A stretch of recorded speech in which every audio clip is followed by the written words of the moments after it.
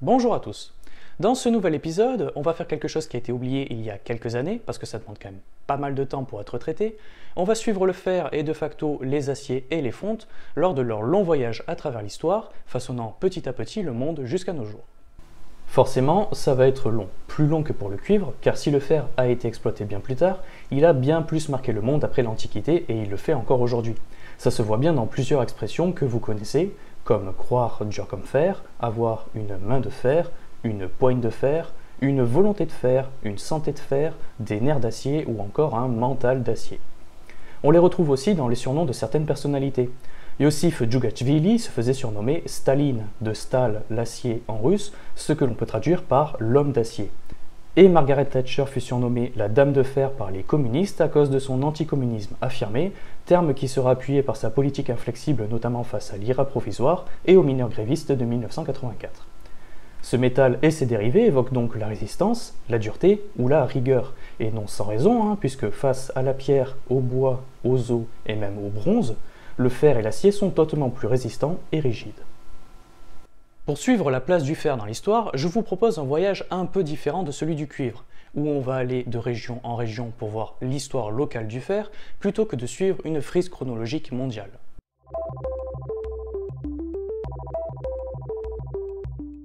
Les plus anciens artefacts ferreux retrouvés à l'heure actuelle sont 9 perles datées vers le 32e siècle avant Jésus-Christ. Alors pour rappel, les perles de cuivre de Tel Caramel en Syrie dataient du 9e millénaire, soit avant le 80e siècle avant Jésus-Christ. Donc je ne plaisantais pas en disant que le fer était bien plus tardif que le cuivre. Faites de fer natif martelé, elles ont été retrouvées dans une tombe du site de Jersey en Égypte, ville déjà évoquée dans l'épisode sur le cuivre. Donc, comme pour le cuivre, l'histoire du fer a débuté avec du métal natif.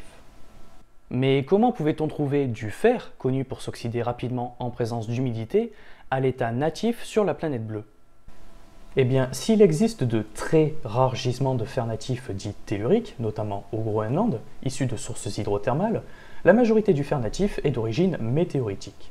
Exposé plus tardivement à l'atmosphère terrestre et enfermé dans un caillou carbonisé, ce fer a pu rester à l'état métallique suffisamment longtemps pour être trouvé et travaillé par des humains. Par exemple, les Inuits au Groenland ont notamment profité de fer météoritique en plus du tellurique dès le début du second millénaire dans la baie du Cap York pour fabriquer des harpons et diverses lames comme les houlous qui servent à retirer la peau des animaux. Même s'il est bien moins rare que le fer tellurique, le fer météoritique reste suffisamment rare pour être un métal précieux plus cher que l'or pour les populations de l'âge du cuivre, car il ne tombe que quelques tonnes de fer météoritique chaque année sur Terre, dont une bonne partie tombe ou dans l'eau ou sous forme de micrométéorites. Les météorites ferreuses exploitables de taille acceptable ne sont donc pas communes. En conséquence, la majorité des artefacts en fer natif retrouvés, comme les perles de Jersey, étaient soit des symboles de richesse, soit des objets à vocation religieuse ou spirituelle. Un bon exemple est la lame de cette dague Certidor, datée entre le 25e et le 22e siècle avant Jésus-Christ, qui est pour le moment le plus ancien artefact ferreux de taille notable retrouvé. Elle a été extraite de la tombe d'un Hatti en Anatolie, dans l'actuelle Turquie. Les Hattis sont une civilisation dont on ne sait pas grand-chose aujourd'hui, si ce n'est qu'elle était bien développée et travaillait très bien l'or et les céramiques, et qu'elle finira intégrée à l'Empire hittite lors de son expansion.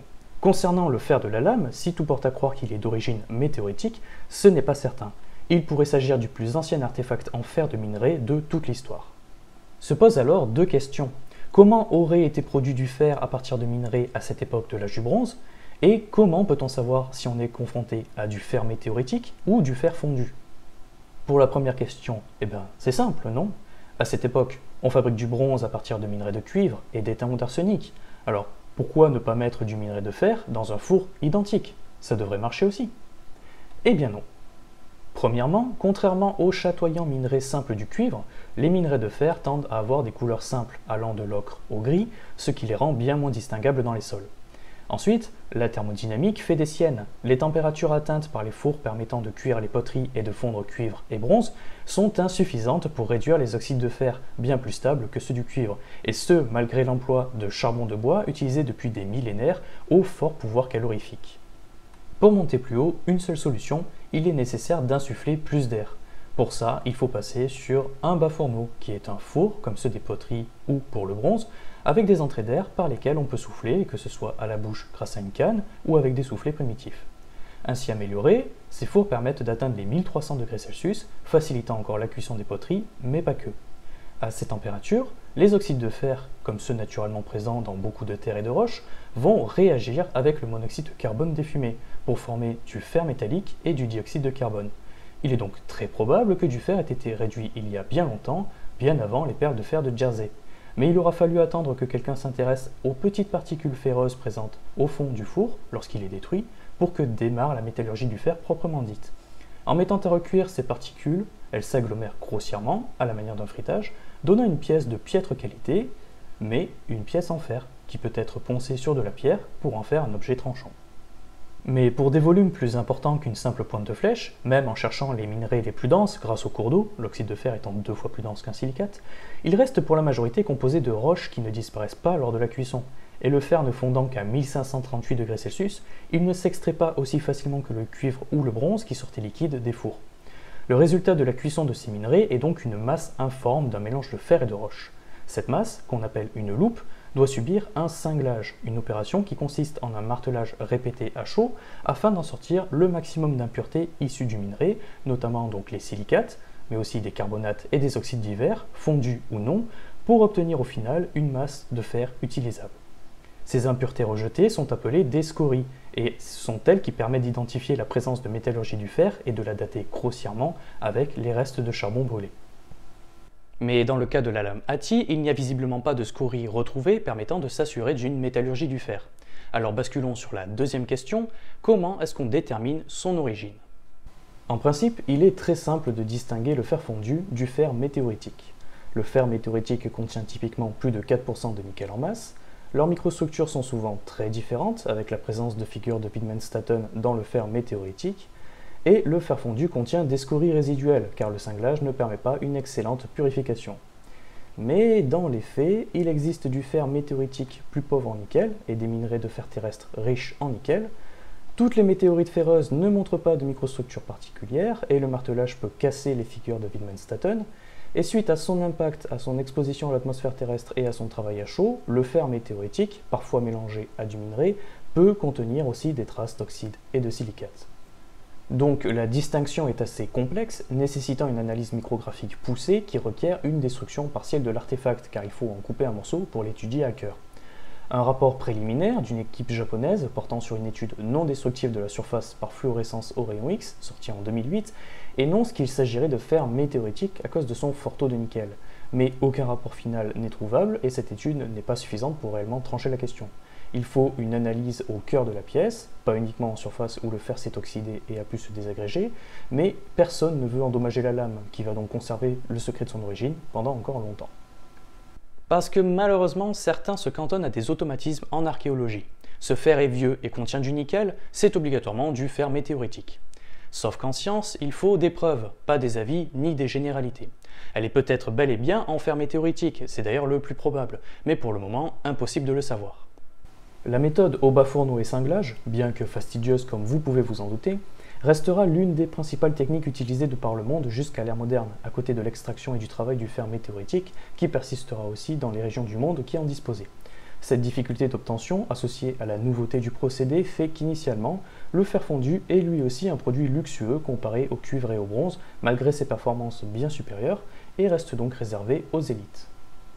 Pour vous rendre compte d'à quel point c'est fastidieux d'obtenir du fer, je vous invite à aller regarder les vidéos de How to Make Everything et Primitive Technology en lien dans la description, qui eux pourtant savent quoi chercher comme minerai et comment obtenir le fer. D'ailleurs, c'est tellement barbant que si l'empiricite possédait des armes à lame en fer pour ses plus hauts gradés, il s'agissait majoritairement de fer météoritique. Aucun doute qu'il y ait eu de la fabrication de fer fondu, des scories, des bas-fourneaux et des enclumes primitives ont été retrouvés, mais plutôt datés vers 1500 avant Jésus-Christ. Mais encore à cette époque, le bronze prédomine. Le point de bascule fut ce que l'on nomme l'effondrement de l'âge du bronze, période datée entre -1200 et -1150, qui a vu la disparition de nombreuses civilisations majeures de cette partie du monde, dont l'Empire hittite. Alors s'il fut pensé pendant un temps que la diffusion de cette connaissance métallurgique du fer, crue jalousement gardée par les Hittites, s'est faite aux régions alentours, de la Grèce à l'Égypte, suite à la chute de leur empire et à la migration de sa population à cause des raids de ce que l'on nomme les peuples de la mer, il est communément admis aujourd'hui qu'elle s'est transmise bien avant, grâce aux nombreuses routes commerciales de la région, puisqu'on a retrouvé, avant la chute des Hittites, en plus d'artefacts en fer météoritique importés, des scories en Mésopotamie et en Égypte.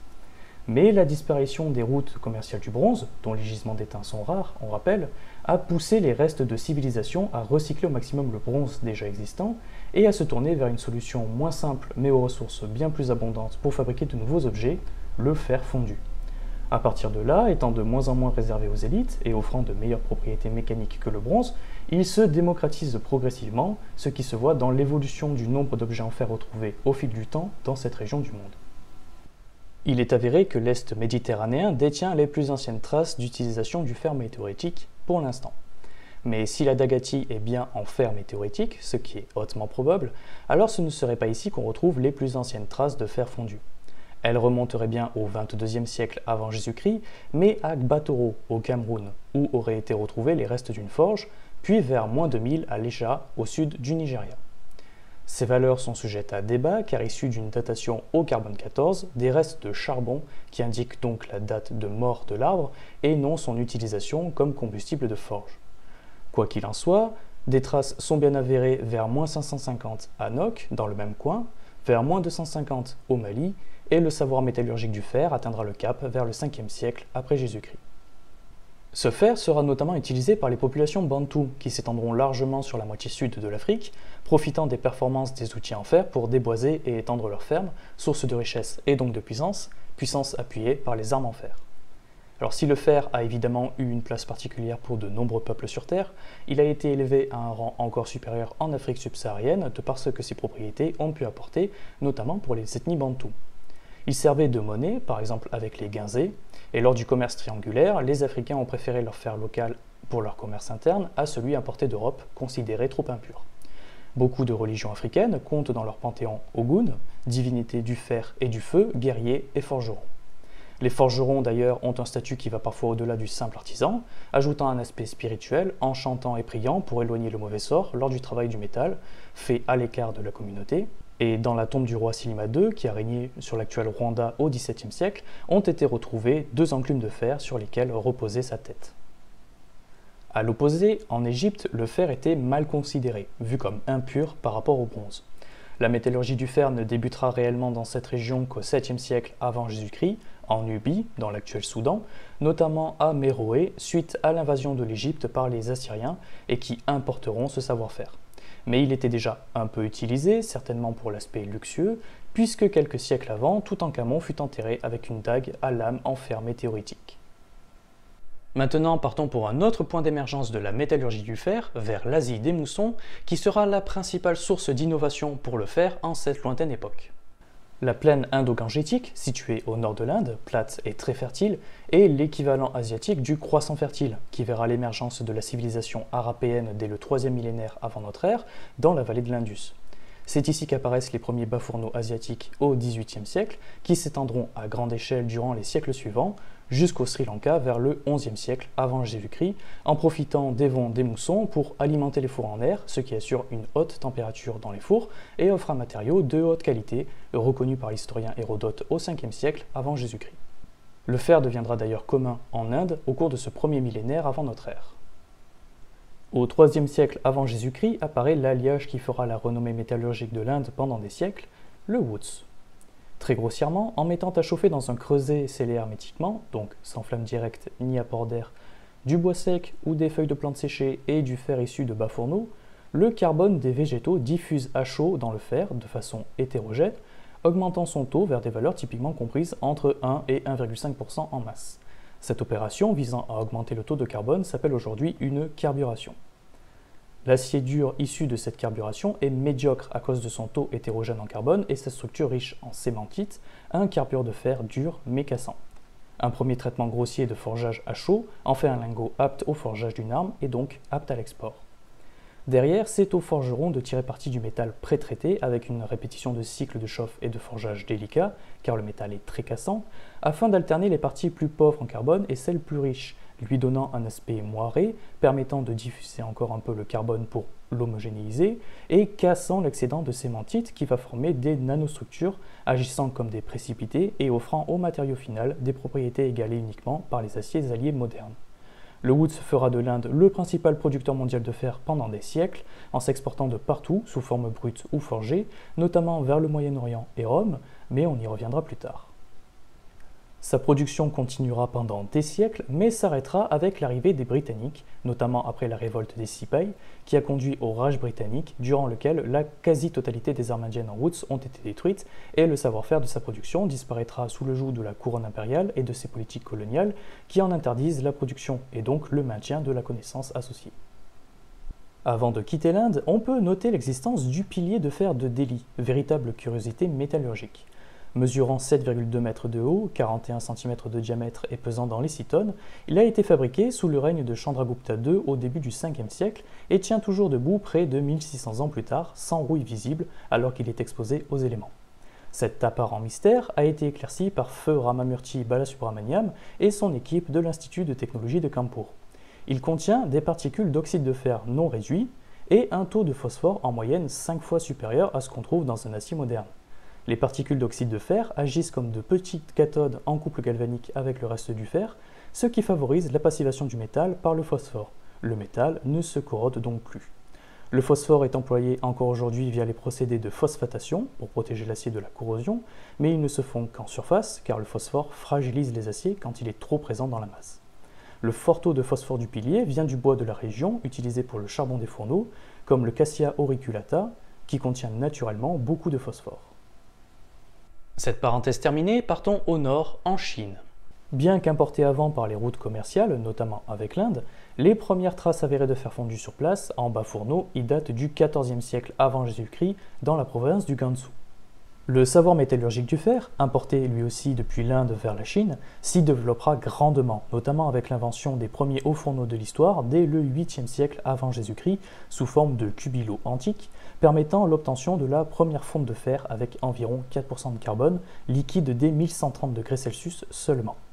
Obtenue à cause d'un mauvais ratio charbon-minerai, où trop de charbon est présent, couplée au contact direct entre le minerai et le charbon qui permet la diffusion du carbone dans le fer, elle peut facilement être moulée comme du cuivre ou du bronze, mais est extrêmement fragile à cause de son taux de carbone trop élevé. Alors si ce n'est pas gênant pour de petites pièces ou des outils, ça l'est pour les gros outils et les armes. Pour contrer cela et permettre à cette méthode de se démocratiser, il faudra attendre le 5e siècle avant Jésus-Christ, où vient l'idée de recuire les pièces moulées. La fonte est cuite à l'air sans contact avec les fumées pendant plusieurs jours, ce que l'on appelle aujourd'hui une décarburation, dont l'objectif est simplement de brûler superficiellement l'excédent de carbone dans l'oxygène ambiant. Il en résulte, pour les pièces suffisamment fines comme les lames, un acier dur dont la teneur exacte en carbone dépend de la durée de décarburation. Alors si ce procédé nécessite du temps à cause de cette longue étape, le moulage le rend bien plus simple que le duo cinglage-forgeage, si bien que l'acier de décarburation et la fonte deviendront communs en Chine 2 siècles plus tard, aux côtés du fer, toujours produit par bas fourneau, mais non converti en acier. Pendant ce temps, ce savoir-faire s'étend aux régions alentours, dont la Mongolie et la Corée, et l'acier chinois s'exporte jusqu'au Japon. Durant la dynastie Han, de par l'importance stratégique de l'acier et les richesses qu'il génère, les fourneaux sont nationalisés pour éviter que les producteurs aient trop de pouvoir et nuisent politiquement. En l'an 31 après Jésus-Christ, l'ingénieur et préfet Dushi utilise des roues à hobbe pour activer les soufflets des hauts fourneaux, ce qui en fait la première utilisation de l'énergie hydraulique pour cette industrie, participant à faciliter encore l'obtention du métal. Logiquement, c'est ensuite au cinglage des loupes d'être mécanisé grâce à l'eau plusieurs années après, bien avant le reste du monde. À partir du 6e siècle, la fabrication d'acier est encore facilitée. Le fer de bas fourneau est mélangé à la fonte des hauts fourneaux pour donner un acier généralement dur, qu'on appelle un acier de cofusion. C'est vers la même période, durant la dynastie Beiwei, qu'apparaissent les premières traces écrites du binchi, un acier dur chinois de très haute qualité qui sera produit pendant des siècles et qui sera très apprécié durant la dynastie Yuan par les plus hauts gradés, mais dont le savoir-faire disparaîtra pour de bon au début du XXe siècle. Alors si on ne sait toujours pas comment était produit le binchi, il existe 2 grandes hypothèses. Soit il s'agit d'un woods importé d'Inde ou fabriqué sur place, soit il s'agit d'un acier de cofusion, ce qui colle avec les dates. Le plus probable étant que cette appellation renvoyait aux 2 cas, ne servant qu'à désigner globalement un acier dur chinois de haute qualité. Car si aujourd'hui les noms des matériaux renvoient pour la plupart à une définition précise, ce n'était pas le cas par le passé. Souvenez-vous pour le bronze qui a longtemps désigné tous les alliages de cuivre, pas uniquement ceux à l'étain. En 953 est coulé en fonte le lion de fer de Kangzhou, qui est la plus grosse œuvre en fonte de l'histoire de la Chine.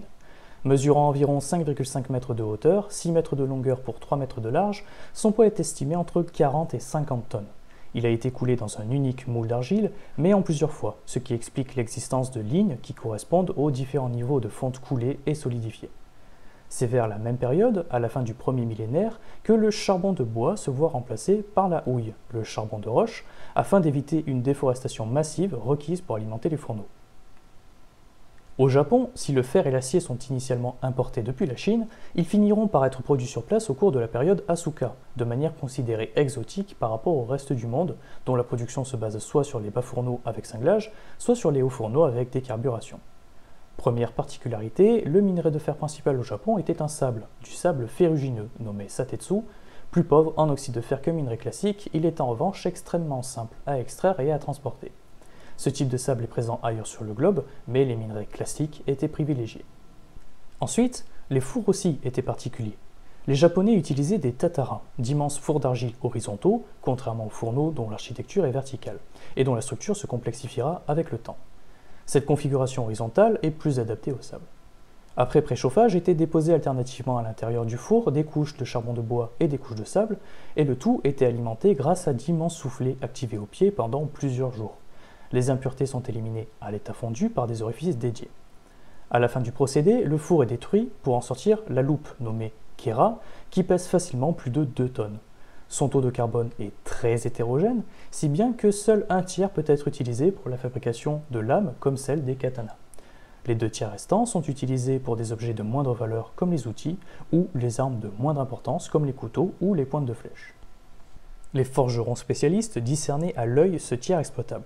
Cette portion, nommée le tama agane ou acier précieux, est un acier dur comportant typiquement en moyenne 0,5 à 0,7% de carbone en masse, parfois jusqu'à 1%. Un long travail de forgeage a été nécessaire pour en tirer le meilleur, comme pour le Woods. Mais ce qui fera la renommée des lames japonaises est le développement de techniques complexes, où le tama agane seul est remplacé sous le même nom par un assemblage sophistiqué de plusieurs nuances d'acier, notamment avec l'utilisation d'un acier doux voire extra doux, l'oshotetsu, tendre et ductile, forgé par repliage successif pour former le cœur souple des lames. Pour le tranchant, le tama agane, en tant qu'acier dur, est formé en tôle sur lesquelles on saupoudre du nabegane broyé, qui est de la fonte de fer, donc riche en carbone. Le tout est lui aussi replié et reforgé entre une dizaine et une vingtaine de fois selon le forgeron, ce qui représente entre 1 millier et plus d'1 million de couches, permettant d'homogénéiser le taux de carbone et de diffuser la cémentite comme dans le Woods. Ce travail laborieux était appuyé par une méthode de trempe sélective, ne durcissant que le tranchant, qui consistait à appliquer de l'argile sur les parties à ne pas tremper. Ainsi, ces zones n'étaient pas refroidies brutalement lors de la trempe. L'acier trempé occupant un volume plus important que le non trempé, on verra un jour pourquoi, cette trempe sélective est responsable de la courbure des lames japonaises, qui sont forgées droites. Tout cela offrait des lames d'excellente facture, à la fois dures et ductiles, dont les performances ont traversé les âges et qui étaient encore utilisées lors de la Seconde Guerre mondiale. En parlant de lames très performantes à l'obtention complexe, certains d'entre vous ont sûrement déjà entendu parler de l'acier de Damas ou de l'acier damasé. On y vient. Pour ça, dirigeons-nous vers le Moyen-Orient. Entre le 8e et le 13e siècle, l'islam connaît son âge d'or, durant lequel son développement technique, scientifique et culturel marque le monde. Côté métallurgie du fer, si elle est déjà présente par les restes de l'âge du bronze, le métal est pour la majorité importé, essentiellement d'Inde, qui est alors toujours le plus gros producteur mondial. Cela n'empêchera pas l'exploitation minière de sites riches, notamment l'Al-Andalus, l'Espagne musulmane de l'époque. Le célèbre apport métallurgique de cet âge d'or islamique est ce fameux acier damasé ou acier de Damas. En soi, l'appellation est impropre, déjà parce que Damas n'était pas leur seule ville en mesure de fabriquer ces lames, et qu'il s'agit de lames en lingots d'acier Woods, essentiellement importés d'Inde, dont les musulmans étaient très friands, qu'ils ont fini par produire aussi par eux-mêmes, notamment dans l'actuel Iran, et qu'ils forgeaient avec un procédé aujourd'hui perdu, mais qui a fait la renommée des lames, qui furent même vantées par les croisés, car à l'époque des croisades, l'acier européen est encore simplement produit en bas fourneau, donc il ne bénéficie pas d'une microstructure optimale et rivalise difficilement avec l'armement musulman. Les Européens ont tenté de reforger de nouvelles armes à partir de celles récupérées au combat, mais abandonnent vite car il faut faire preuve d'une minutie absolue. Forger trop chaud, il s'émiette, forger trop froid, il se casse, forger trop longtemps, il s'homogénéise et perd ses propriétés, devenant un simple acier dur. Et c'est cette importation depuis le Moyen-Orient, et non directement depuis l'Inde, qui est responsable de l'emploi de l'appellation d'acier de Damas en Europe. Donc certes, la civilisation islamique n'a pas inventé l'acier damasé proprement dit, mais elle a su forger le Woods et, comme pour les lames japonaises, c'est là que se trouve tout l'art métallurgique. faire d'une masse impropre de métal hétérogène une des meilleures lames du monde. A noter que si cette appellation d'acier de Damas désigne initialement un woods qui a effectivement un aspect moiré, le terme a été improprement repris pour parler d'aciers hétérogènes composés d'une nuance douce et d'une nuance dure, forgés et soudés ensemble, qui constituent la quasi-totalité du Damas moderne, le vrai Damas étant aujourd'hui extrêmement rare et donc extrêmement cher. Il faudrait plutôt parler d'acier de Damas de corroyage. L'avantage du Damas de corroyage est qu'on peut, sinon choisir, au moins orienter les motifs car ils sont formés par le forgeage, alors que les motifs du Woods sont dus à sa microstructure. Pour continuer notre voyage vers l'ouest, avant d'aller en Europe, petit détour par ce que l'on appelle la Slavie. L'essentiel de la métallurgie du fer y est apparu dans la partie sud de l'Oural, même si des traces ont été constatées de façon sporadique sur le grand territoire qui s'étend de l'Extrême-Orient à l'Europe, car c'est une région naturellement riche en minerais de fer. La maîtrise du fer fondu par diverses cultures locales y apparaît au cours du premier millénaire avant notre ère, vers le 8e siècle avant Jésus-Christ dans le bassin de la Kama et de la Volga, et se développera dès le 6e siècle avant Jésus-Christ avec l'arrivée des Scythes venus de l'actuelle Géorgie et qui maîtrisaient alors bien ce métal grâce à leur proximité immédiate avec l'ex-Anatolie. Les Scythes étant un peuple nomade, la production restera éparse et artisanale pendant des siècles, même après la formation de la Russe de Kiev ou pendant l'invasion tataro-mongole. Il faudra attendre les Tsarats puis l'Empire de Russie, notamment après le XVIe siècle, sous le règne des Romanov, pour que soient créés de grands centres industriels autour des mines dans les trappes de la Sibérie centrale, région extrêmement riche grâce à son passé volcanique, pour répondre à la demande croissante de ce métal nécessaire à toute armée digne de ce nom. Malgré la création de plus d'une vingtaine de grands centres miniers, la Russie se retrouve à court de fer à cause de l'éloignement des sites producteurs. Il est difficile de les approvisionner en charbon et il est difficile d'en ramener le fer, ce qui fait grimper son prix. La Russie se voit donc contrainte d'importer massivement depuis l'Europe, notamment la Suède qui est alors le producteur majeur grâce à son sol enrichi en minerais de qualité. À la mort de son demi-frère Ivan V à la fin du XVIIe siècle, Piotr Romanov, qui sera par la suite connu comme Pierre Ier le Grand, s'offre un tour diplomatique en Europe pour former des alliances contre les Ottomans, où il a l'occasion de constater le grave retard qu'accuse la Russie par rapport au reste du monde sur bien des aspects, notamment la construction navale, mais aussi l'exploitation minière et la sidérurgie. Retard causé par son histoire particulièrement chaotique. À son retour en Russie, il ordonne la fabrication de sites similaires à ceux bâtis en Sibérie centrale, mais dans l'Oural, bien plus proche du cœur du tout nouvel empire russe, fondé par Pierre dans l'objectif d'européaniser la Russie qui a longtemps été considérée comme une terre barbare par l'Occident. Un très grand nombre de mines apparaissent un peu partout, car la région apparaît finalement tellement riche en minerais après de nouvelles prospections, dont avaient été incapables les tribus présentes des siècles avant, que le fer y est considéré comme inépuisable. En 1767, sous le règne de Catherine II, les quelques 140 centres miniers de l'Oural font de l'Empire russe le plus grand producteur mondial de fer devant l'Inde ou la Suède, et il gardera ce titre jusqu'à la révolution industrielle. Maintenant reprenons le voyage vers l'ouest sur toute l'Europe. Bien que comme partout ailleurs, il y ait des traces sporadiques d'utilisation de fer tellurique, météoritique et fondu, il faudra du temps pour qu'il se démocratise en Europe, raison pour laquelle l'âge du fer européen est l'un des plus tardifs.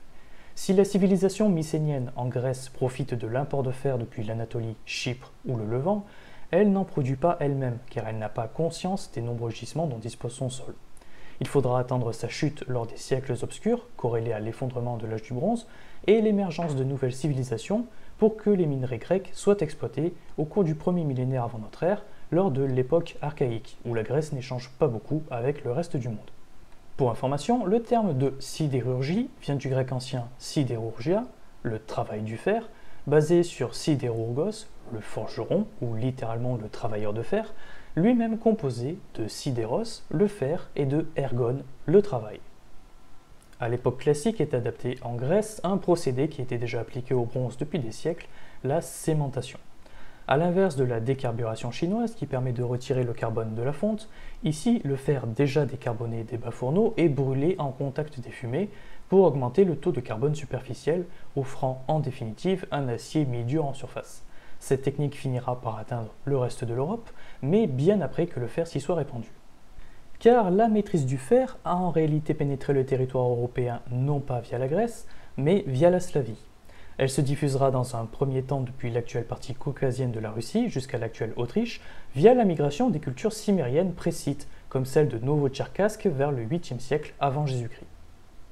Cette région montagneuse d'Europe centrale, entre l'Autriche et la Suisse, qui deviendra plus tard le Norique, abrite la culture Hallstatt, qui connaîtra un développement majeur suite à la migration cimérienne et qui sera le foyer de ce que l'on nommera les Celtes.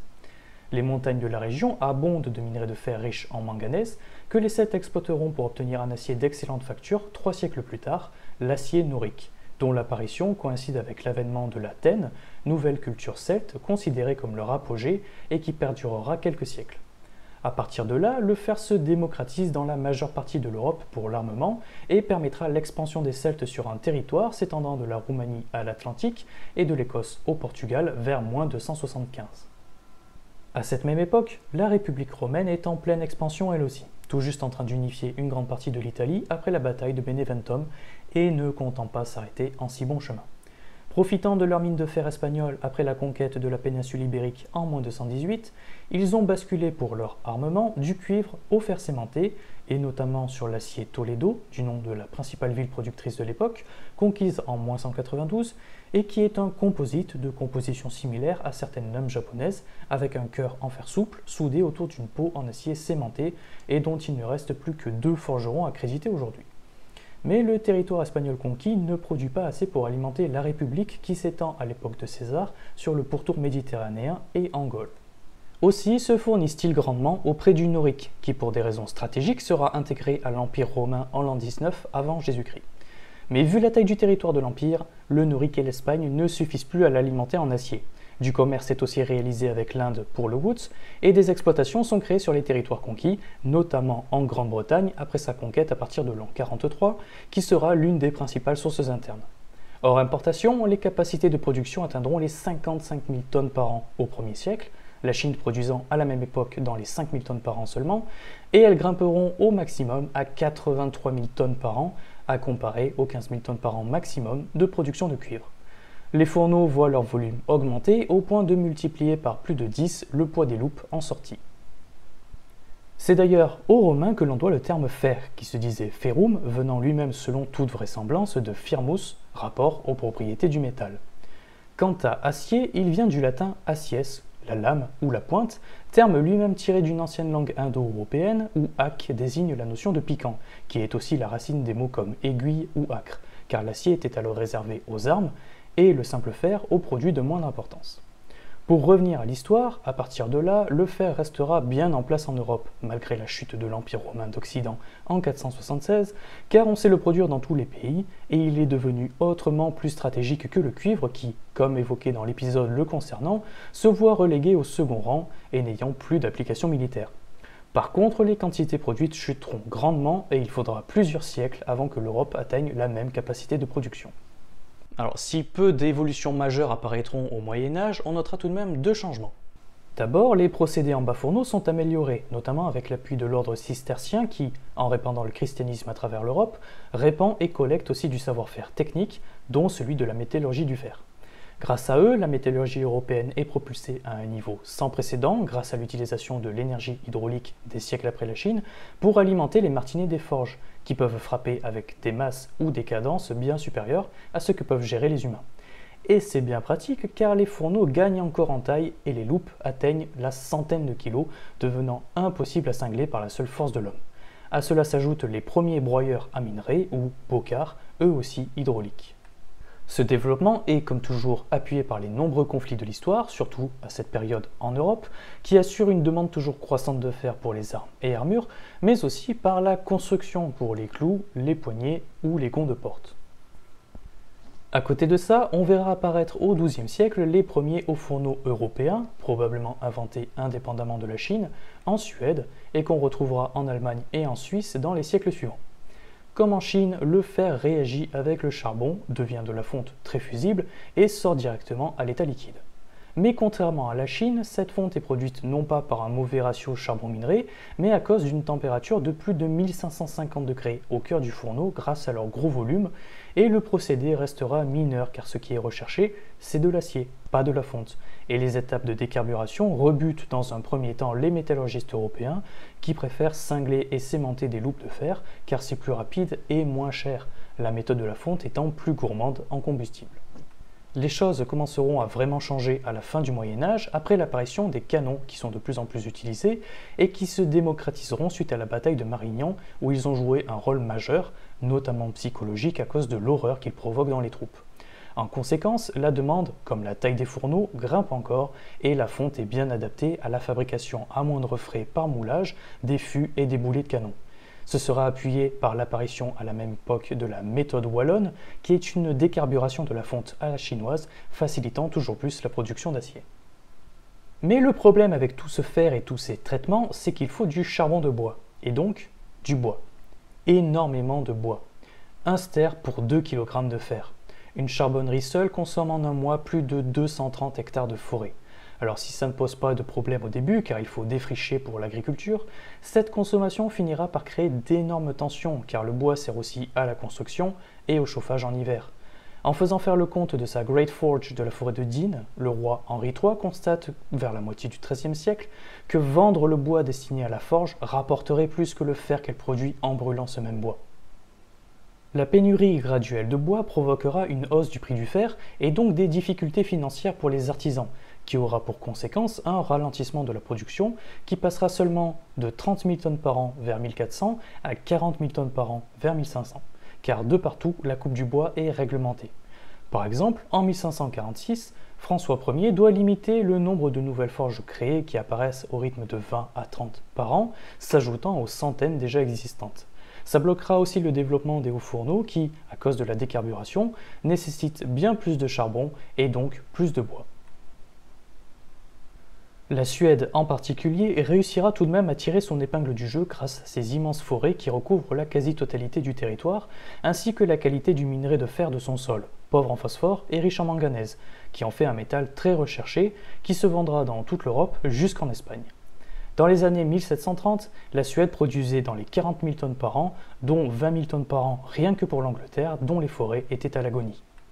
Mais pourquoi ne pas passer à la houille, histoire d'être moins dépendant du bois ? Eh bien, la houille, si elle est utilisée depuis longtemps par les Chinois, est difficile à exploiter en Europe, donc une démocratisation demande du temps. Mais un premier pas dans ce sens est fait en 1709. L'entrepreneur britannique Abraham Darby s'essaye à l'utilisation de la houille brute, comme en Chine, pour traiter le minerai de fer, mais ce n'est pas une franche réussite, le résultat est très médiocre à cause des impuretés, notamment le soufre qui est une horreur pour l'acier. Lui vient alors l'idée de griller la houille pour en chasser les matières volatiles. Il en résulte du coke qui se révèle bien plus efficace pour la réalisation de fonte de fer, à condition que le charbon initial soit suffisamment pauvre en soufre, ce qui n'est pas le cas de la houille britannique. Ce point explique pourquoi il faudra plus de 50 ans pour que le coke s'impose dans la métallurgie européenne et pourquoi même en 1730 l'Angleterre est toujours dépendante de la Suède. Qu'importe son procédé de fabrication et son origine, il s'avère que l'acier est parfois trop impur et trop peu performant, et c'est notamment le cas pour l'horloger et serrurier britannique Benjamin Huntsman, très peu satisfait de l'acier qu'il a à disposition, surtout pour les ressorts. Il mène des expériences dans son coin pour affiner le métal et finit en 1740 par faire simplement fondre des morceaux d'acier classique dans un creuset en terre cuite chauffé au coke pendant quelques heures. L'intérêt ? Les scories résiduelles forment toutes seules un laitier qui flotte à la surface de l'acier fondu, qui s'est donc auto-purifié en chassant le laitier, comme le ferait de l'eau et de l'huile, et qui, étant fondu, peut être moulé. C'est ce que l'on appelle un acier au creuset.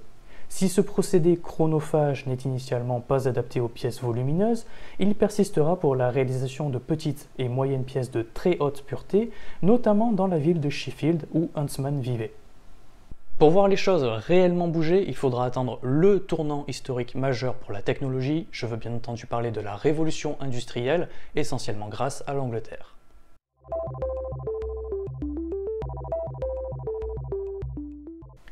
Cette période d'un siècle, qui a démarré peu de temps avant la machine à vapeur de James Watt mise au point en 1769, sera le terreau pour un très grand nombre de changements pour le fer. Premièrement, l'extraction des minerais de fer et de la houille se voit facilitée par la puissance des machines, réduisant leur coût d'exploitation. En conséquence, le coke supplante le charbon de bois, et les bas fourneaux disparaissent au profit des hauts fourneaux. En 20 ans, le charbon de bois disparaît totalement au profit du coke en Angleterre, et il en sera de même quelques décennies plus tard pour la France et l'Allemagne, car la production anglaise n'est plus limitée par la disponibilité du bois et grimpe exponentiellement à un taux de croissance de 6,5% par an entre 1788 et 1834. Les autres pays européens et l'Amérique du Nord sont inondés par l'acier anglais et le protectionnisme pousse les voisins européens à passer au coke pour atteindre la même efficacité, mais ça prendra du temps pour se mettre en place. Ah oui, petite parenthèse. Je n'ai pas parlé de l'Amérique pour le moment simplement parce qu'il n'y a rien de particulier à dire. Les populations autochtones, aussi bien les natifs nord-américains que les civilisations précolombiennes, n'ont jamais réellement exploité le fer, qui sera surtout importé par les colons et qui suivra le même développement que ce qui se faisait en Europe. Autre avantage du coke, c'est qu'il résiste bien en compression, contrairement au charbon de bois qui s'écrase sous son poids et celui du minerai. Donc le coke permet une meilleure circulation du monoxyde de carbone, et on peut encore agrandir le volume des fours, augmentant ainsi les quantités produites et les températures à cœur. Mais toujours est-il qu'en sortie d'un haut fourneau, on a de la fonte de fer, pas de l'acier. Comment décarburer ce déferlement de fonte efficacement ? Une première solution apparaît en 1784 grâce à Henry Cort, maître des forges anglais, qui propose simplement, dans un four dédié dit four à réverbère, de mettre à fondre du minerai de fer dans la fonte liquide et de remuer le tout avec un ringard. L'excédent de carbone de la fonte va brûler avec l'oxygène du minerai, diminuant le taux de carbone mais aussi les impuretés du produit final par migration du laitier, comme dans le creuset de Huntsman. Ce procédé, nommé puddlage, donne en définitive du fer puddlé, qui deviendra très apprécié et très utilisé. Il le fut notamment par Gustave Eiffel pour la tour éponyme de 1889. Mais avant ça, entre 1818 et 1825, le procédé de puddlage, encore peu efficace économiquement parlant, dont le seul intérêt est de permettre l'utilisation de combustibles de moindre qualité, comme du lignite ou de la tourbe, est amélioré par Samuel Rogers puis Joseph Hall, qui permettent de tripler la production d'un four à réverbère sans augmenter la consommation de combustible. Ce nouveau puddlage, dit gras par opposition au puddlage sec de Cort, consiste en l'utilisation d'une sole en fonte refroidie à l'eau ou à l'air, couplée à l'application d'un revêtement réfractaire oxydant. Ce procédé se répand rapidement, mais comme pour les bas-fourneaux, le cinglage reste requis pour retirer l'excédent d'impuretés, qui peuvent malgré tout rester en quantité trop importante pour certaines applications. Pour ça, les marteaux ont laissé leur place aux laminoirs et aux pinces crocodiles activées par la vapeur.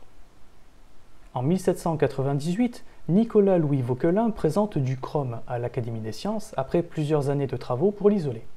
En pleine période d'effervescence scientifique, ce nouveau métal est étudié et on lui découvre des propriétés très intéressantes face à la corrosion, même s'il est allié avec du fer, comme le découvriront quelques années après James Stoddart, Michael Faraday et Robert Mallet. Vu l'intérêt, les procédés sont améliorés et dès les années 1840, aussi bien l'Angleterre avec son site de Sheffield que l'Allemagne commence à produire un simili d'acier inoxydable, qui sera notamment utilisé dès la décennie suivante pour les canons des armes à feu. En 1839, l'ingénieur français François Bourdon met au point au Creusot le premier marteau-pilon, fonctionnel 2 ans plus tard, version massive du mortier-pilon, profitant de la puissance de la vapeur pour cingler et forger le fer avec une masse de 2,5 tonnes tombant de 2 mètres de hauteur. Sera alors lancée la course à la performance qui mènera en 40 ans, et après la mort de Bourdon, à l'apparition de marteaux-pilons de plus de 100 tonnes, dont le célèbre marteau-pilon du Creusot, aujourd'hui monument historique de la ville, qui restera le plus puissant du monde jusqu'en 1891. Un changement majeur pour la production d'acier sera fait en 1856 par un ingénieur anglais qui donnera son nom au procédé qu'il a inventé, Henry Bessemer. Cherchant à éviter le cinglage, la cémentation et la décarburation, qui restent des étapes fastidieuses et coûteuses, car chronophages et gourmandes en combustible malgré la mécanisation, il mène diverses expériences. Il s'aperçoit notamment que, dans un four à réverbère, des écailles de fer décarburées flottent à la surface de la fonte, avant même que le puddlage n'ait démarré. Il s'en inspire et s'essaye à injecter de manière contrôlée de l'air dans un creuset rempli de fonte liquide et obtient de l'acier fondu, bien moins carburé que la fonte et très purifié grâce à l'élimination du laitier en amont. En plus, grâce à la thermodynamique qui est apparue il y a moins d'un siècle et dont Bessemer a des connaissances, il devine que son opération génère de la chaleur puisqu'il brûle du carbone avec de l'oxygène. Et il s'avère qu'expérimentalement, c'est le cas. La chaleur générée par la combustion de l'excédent de carbone est telle que la température augmente suffisamment pour 1. compenser le refroidissement dû à l'air bien plus froid que la fonte, et 2. Provoquer la fusion de l'acier en dépassant allègrement les 1600 degrés Celsius, d'où son état liquide en sortie du creuset. S'il fait face à un vent de scepticisme quand il en parle autour de lui, car l'on pense que le fer va refroidir et prendre en masse, il se présentera tout de même en août de la même année au 26e meeting de la British Association for the Advancement of Science, épaulé par George Rennie, ingénieur reconnu en Angleterre, pour faire un discours présentant son nouveau procédé. Il est acclamé et son discours sera reproduit dans le Times et d'autres journaux dans les mois qui suivent. Le développement du premier convertisseur Bessemer, bien qu'appuyé par le financement de Napoléon III, à qui Bessemer, fils d'un ingénieur ayant émigré un long moment en France, a bien mis en avant les opportunités de son procédé pour l'artillerie française, prendra du temps à cause des contraintes imposées par le procédé, notamment l'obligation d'éloigner l'arrivée de fonte liquide et le bec d'injection d'air, ce qu'il résoudra en créant un convertisseur capable de basculer sur un énorme axe où l'air est injecté sous pression par le fond. Une usine prototype est bâtie en 1858 à Sheffield, qui est devenue depuis les travaux de Huntsman un grand centre industriel anglais, et 2 ans plus tard, la ville qui produisait quelques centaines de tonnes d'acier par an en produit désormais plus de 80 000, soit la moitié de la production mondiale d'acier de l'époque, ce qui lui vaudra le surnom de Steel City.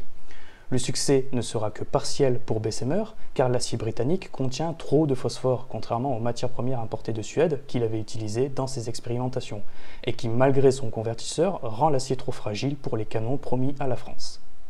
Malgré cet écueil et celui initialement causé par l'ignorance des forgerons sur les effets des traitements thermiques sur cet acier qui n'est plus du fer doux aimanté ni de la fonte décarburée superficiellement, l'acier Bessemer supplantera en Angleterre le fer Pudley dans les années 1880 car il est bien plus adapté à la production de masse, dopé avec le fort développement du chemin de fer, aussi bien en Europe qu'aux États-Unis où le procédé s'est exporté et a même été breveté par Bessemer lui-même auprès de l'US Patent.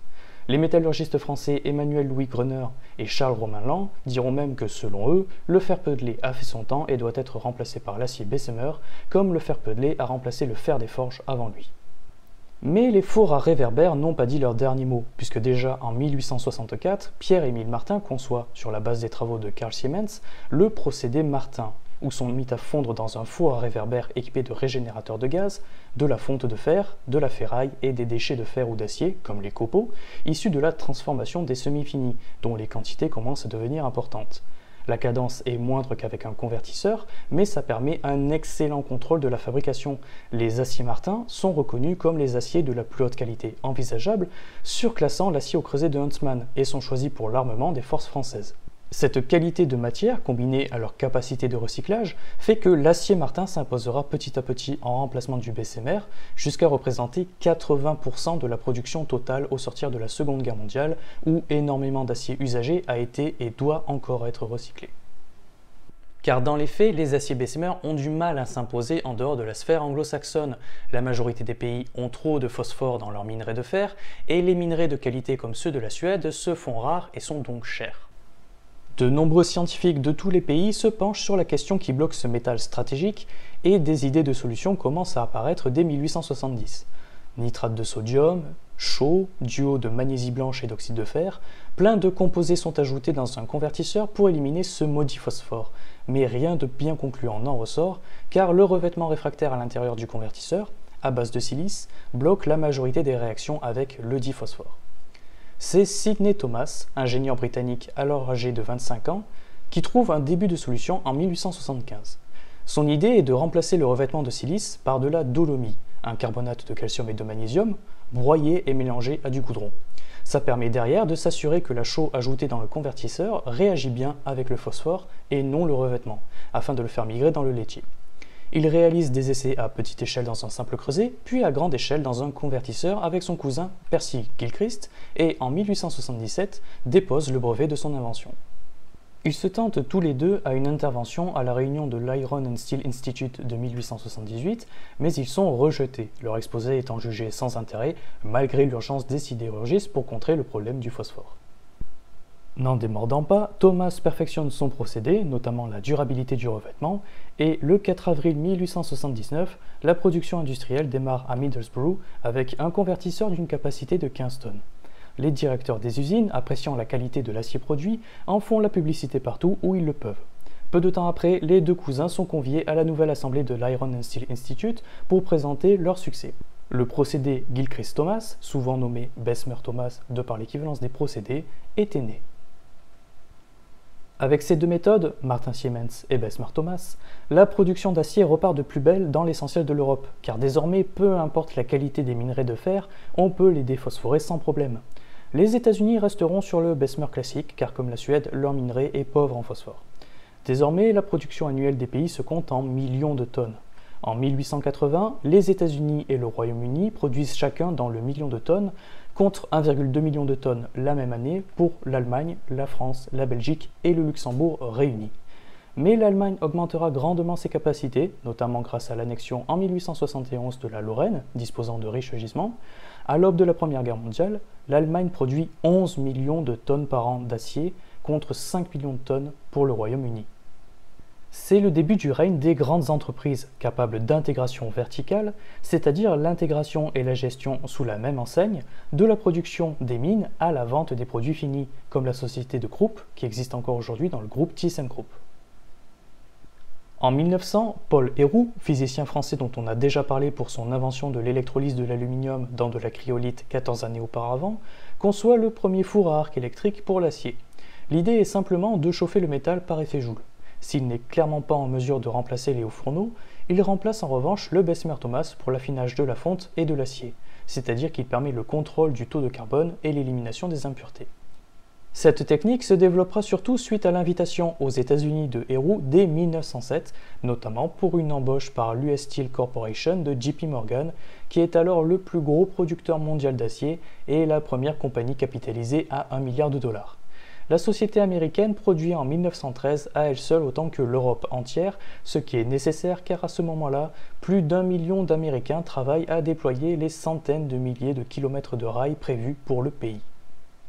Le 23 avril 1905, indépendamment de ce qui a déjà été fait ailleurs, George Claude réussit industriellement la liquéfaction de l'air 3 ans après ses premiers essais et la création d'Air Liquide avec Paul Delorme. Or, liquéfier l'air permet d'en séparer les constituants, offrant la possibilité d'obtenir de l'azote pur et de l'oxygène pur. Claude voit vite l'intérêt pour la décarburation et recommande vivement l'emploi d'oxygène pur en convertisseur pour décarburer la fonte des fourneaux. En effet, avec 78% d'azote, la majorité de l'air soufflé dans un Bessemer ne se contentait que d'emporter la chaleur avec lui, la réaction n'était pas optimale, et l'azote à cette température peut réagir un peu avec le fer et former des nitrures fragilisants. Mais le passage au convertisseur à oxygène ne se fera pas sans problème, car plus de réactivité implique plus de chaleur. La température dépasse les 2500 degrés Celsius au cœur de la fonte, ce qui est clairement en mesure de fondre la tuyère qui injecte le gaz, ainsi que le fond du convertisseur en seulement quelques heures. Ne trouvant pas de solution, le choix s'oriente plutôt sur un air enrichi jusqu'à 40% en oxygène dans les années 20. Il faudra attendre les années 50 pour que l'emploi d'oxygène pur s'envisage, époque où les fours Martin-Siemens commenceront aussi à profiter de l'air enrichi pour bien décarburer la fonte. Ce retard s'explique aisément, la composition de l'air utilisé est bien moins gênante pour ce procédé que pour le Bessemer-Thomas, dont la part dans la production mondiale continue de descendre, le Bessemer original disparaissant même au début des années 60. Durant cette période d'après-guerre, les anciens procédés que sont le Martin-Siemens, le Bessemer et le Thomas s'effacent au profit de la filière électrique et de celle à oxygène, mais le Martin-Siemens reste encore majoritaire. En 1950, après plusieurs essais fructueux suite aux travaux du métallurgiste suisse Robert Dürer, deux sociétés autrichiennes, Voest à Linz et OAMG à Donawitz, fusionnent en Voestalpine et déposent le brevet d'un nouveau procédé dit Oxygène LD pour Linz-Donawitz.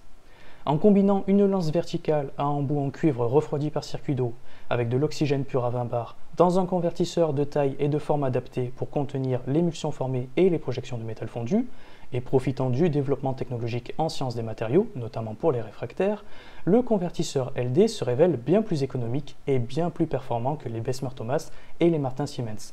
Il deviendra la nouvelle norme, passant de 10% de l'acier produit dans le monde en 1960 à plus de 50% en 1970 et près de 60% dans les années 80, période de la disparition complète du Bessemer-Thomas, et en représente aujourd'hui plus de 75%. Le convertisseur LD profitera d'améliorations visant à perfectionner toujours plus la productivité, mais aucune rupture majeure ne s'est faite pour l'instant. A noter que l'on retrouve avec ce procédé LD les problèmes de phosphatation de l'acier, puisque le revêtement de Thomas est abandonné, ne supportant pas les températures extrêmes. Mais ils sont compensés par la mondialisation et la réduction des coûts des transports, où l'on arrête l'exploitation locale de minerais riches en phosphore pour aller chercher très loin du minerai de meilleure qualité. C'est aussi vers la période des années 50 que l'on voit revenir les procédés de réduction directe, comme ce qui est fait avec les bas fourneaux, contrairement aux procédés indirects des hauts fourneaux qui nécessitent une décarburation. Alors, si des essais ont été faits depuis bien avant, ils n'ont jamais été vraiment concluants, surtout concernant leur performance face aux procédés indirects.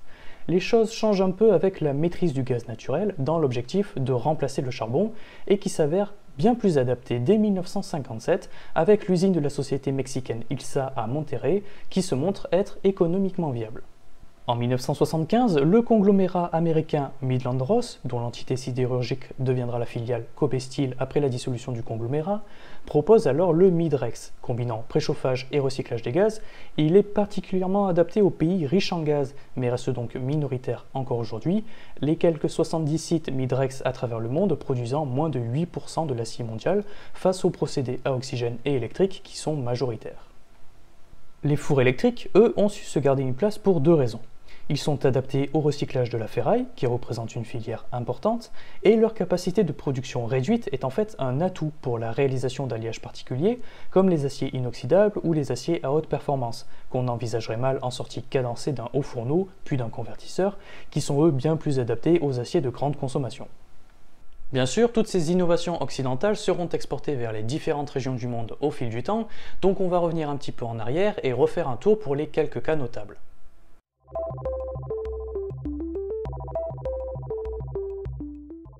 Le commodore américain Matthew Perry, en expédition militaire et diplomatique, débarque dans la baie de Tokyo en juillet 1853 pour imposer au Japon féodal de s'ouvrir au commerce extérieur et d'en finir avec sa politique isolationniste. Cet événement initiera de nombreux changements, dont la bascule du pouvoir en place et le passage à l'ère Meiji en 1868. Et dans le lot, en 1857, y est importé le premier haut fourneau moderne qui marquera le début du développement industriel du Japon, notamment avec l'investissement massif dans le système ferroviaire dès 1868, qui permet de réduire le temps de transport au sein du pays et de déployer plus rapidement l'équipement militaire en cas d'attaque.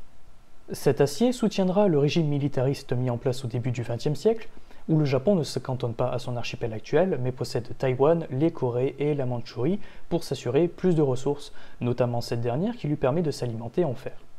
Après la Seconde Guerre mondiale, et grâce à l'occupation américaine qui enlève les lourdes dépenses militaires du budget japonais, le pays connaît dans les années 60 un miracle économique où l'industrie sidérurgique a un taux de croissance de 25% par an, notamment grâce à l'industrie automobile et le BTP. Le Japon a su conserver cet avantage malgré quelques incidents économiques et est aujourd'hui le troisième producteur mondial d'acier.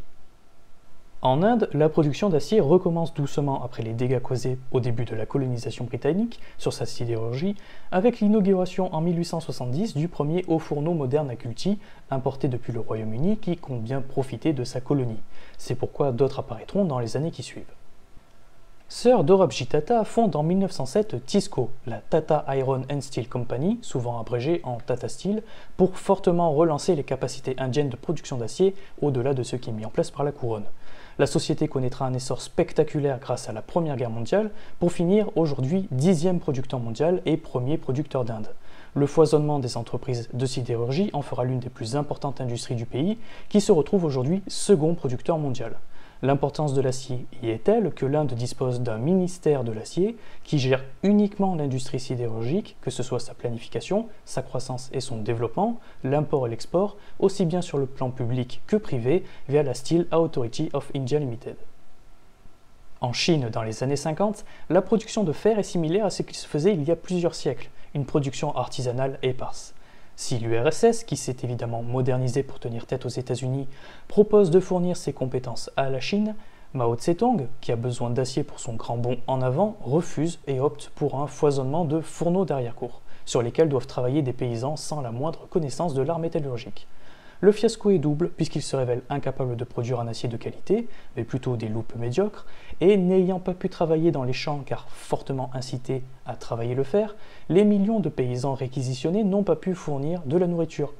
C'est la condition majeure responsable, avec d'autres, de la grande famine chinoise de 1959 à 1961 qui tuera entre 15 et 55 millions de personnes en faisant la pire famine de l'histoire de l'humanité et la pire catastrophe chinoise.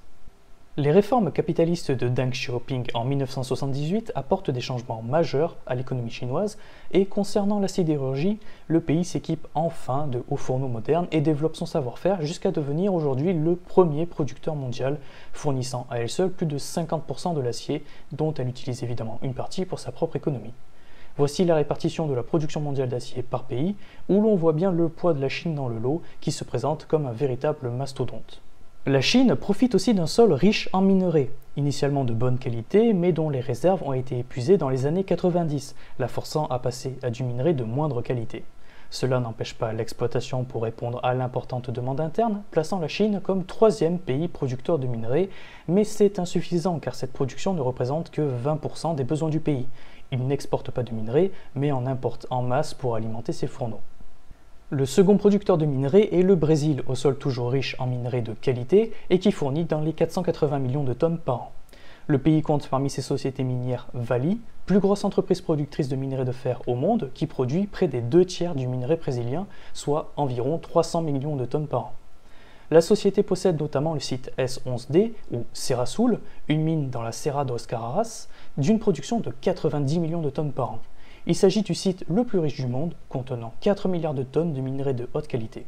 Contrairement à la Chine, de par sa relativement faible production d'acier, le Brésil est autonome et exporte massivement son minerai. Et pour finir, le plus gros producteur de minerais au monde n'est autre que l'Australie, à raison de 930 millions de tonnes par an, soit un tiers du total mondial, qui profite abondamment de minerais de qualité. On y retrouve les sociétés Rio Tinto Group et BHP, second et troisième groupe producteur, et qui, avec Vale, représentent 66% du minerai de fer produit dans le monde, car ils possèdent des mines dans d'autres pays. Pour l'Australie, les réserves totales étaient estimées en 2022 à plus de 51 milliards de tonnes, soit près de 27 milliards de tonnes de métal brut.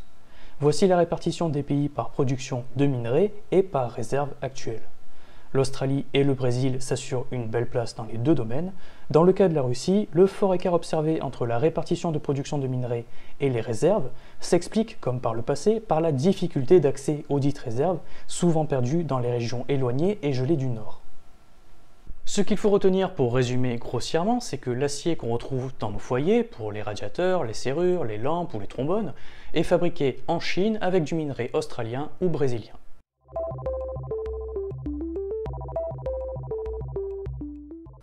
L'industrie sidérurgique a évidemment continué à se développer jusqu'à nos jours, d'abord en s'axant sur la compétitivité. Il faut réduire le prix de l'acier en réduisant les frais fixes, ou frais de structure, ce qui est possible en augmentant la taille des aciéries qui passent au stade d'industrie lourde. Mais aujourd'hui, c'est l'axe environnemental qui est au cœur des préoccupations de la sidérurgie, car peu importe le procédé, fabriquer de l'acier est extrêmement énergivore et se base abondamment sur des ressources fossiles. En moyenne, la production d'une tonne d'acier rejette l'équivalent de 2 tonnes de CO2. À raison de 2 milliards de tonnes de fer par an, la sidérurgie rejette donc plus de 4 milliards de tonnes de CO2 par an dans l'atmosphère, soit environ 8% des émissions mondiales. Il existe des méthodes pour piéger ce CO2 directement en sortie des installations, par exemple avec des pièges par condensation à azote liquide, mais ces moyens sont coûteux, pouvant représenter jusqu'à 20% du prix d'une usine sidérurgique, et énergivore, ce qui n'aide pas dans un pays à l'électricité hautement fossile. Il faut donc réduire la consommation énergétique totale en optimisant les procédés. Par exemple, entre 1955 et 1975, soit en à peine 20 ans, la consommation de coke des hauts fourneaux a pu être divisée par 2 en préparant le minerai en amont. Cette préparation se fait dans une usine d'agglomération où le minerai broyé est additivé avec de la chaux pour faciliter sa fusion et sa réaction en haut fourneau. Il y est aussi frité comme une céramique afin de produire des boulettes qui résistent mieux mécaniquement dans le fourneau, assurant comme le coke une meilleure circulation des gaz et donc une combustion plus efficiente. Aujourd'hui, si on continue à réduire petit à petit la quantité de CO2 émise par tonne de fer, ça se fait à un rythme inférieur à la croissance de la production. Il en résulte une hausse du total des émissions du secteur qui n'arrive donc pas en l'état actuel à respecter les recommandations de l'Agence internationale de l'énergie. Cette dernière invite donc à opter le plus possible pour des fours à arc électrique, tant que la production d'électricité est peu carbonée, ce qui n'est pas adapté à tous les pays, même pas à nos plus proches voisins, et de s'essayer à la réduction directe grâce à l'hydrogène. Là encore, il faut qu'il soit produit de manière propre, ou de développer un captage du CO2 plus efficace que le simple piège à azote. On peut noter l'existence de nombreux prototypes pour ces nouvelles technologies, parmi lesquels le projet Hybrid par les Suédois Saab, LKAB et Vattenfall, qui consiste en la réduction directe de minerais de fer avec de l'hydrogène. Il est faiblement carboné grâce à leur électricité issue majoritairement du nucléaire et de l'hydroélectricité, comme la France, et qui est une des moins carbonées du monde. Même si ça implique des structures supplémentaires, les émissions seront drastiquement réduites d'un facteur supérieur à 60. Les premiers essais semblent convaincants puisqu'un test à échelle industrielle est prévu pour 2026. En termes d'émissions, c'est clairement la meilleure voie à suivre si l'électricité est peu carbonée et que les essais industriels démontrent leur efficacité.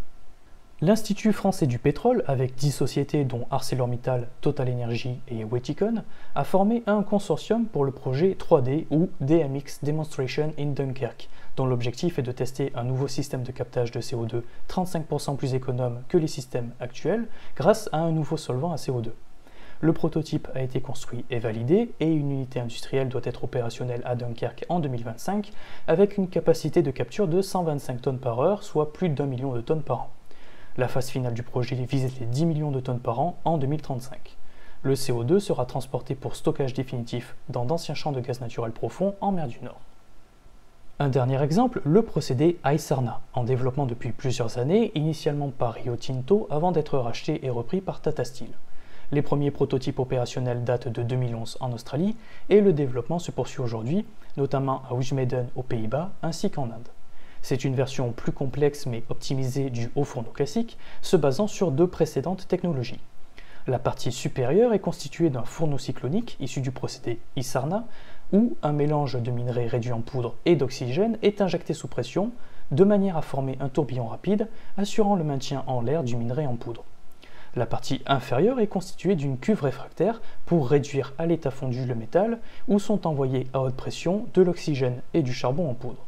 Cette partie est issue du procédé iSmelt. C'est de la combinaison des deux que vient le nom du procédé iSarna. En fonctionnement, la partie supérieure est remplie de monoxyde de carbone surchauffé, issu de la partie basse. L'oxygène injecté réagit avec, provoquant une combustion de ce monoxyde et augmentant la température du fourneau cyclonique.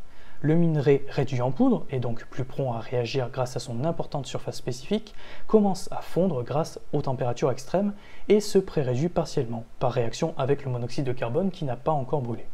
L'avantage du fourneau cyclonique étant le maintien plus long en l'air du minerai, assurant plus de temps de contact avec les gaz et donc une meilleure réactivité et fusibilité. Le minerai pré-réduit, maintenant fondu, est projeté par centrifugation sur les parois et s'écoule pour tomber dans la partie inférieure. Là se trouve une couche de laitier fondu sous laquelle du fer liquide est présent. Du charbon, et non du coke, qui a été réduit en poudre, est injecté sous pression dans le liquide afin de réduire le minerai, chauffer le mélange par réaction, tout en assurant une homogénéisation de la composition et de la chaleur grâce au remous.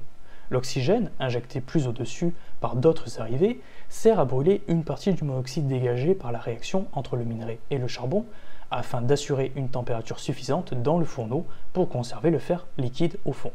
Car oui, en contrôlant bien les quantités injectées, ce n'est pas de la fonte qui est produite, mais du fer, ou même directement de l'acier.